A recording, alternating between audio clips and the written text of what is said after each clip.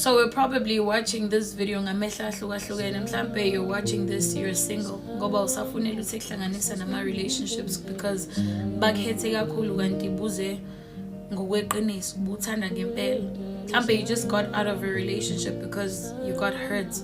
Mhlambe you're in a relationship enhle emihle nabantu kodwa mfethu indlela okhala ngayo ebusuku nemini uyazibuza ukuthi kanti kwenzakalani ngoba ngizama ngakho konke okusemandleni ukuthi ngijabulise umuntu wami but indlela angihetha ngayo izinto angenza zona uzubuyela mfethu back emafonini kwama chats enu uzama ukubheka ukuthi where did you go wrong.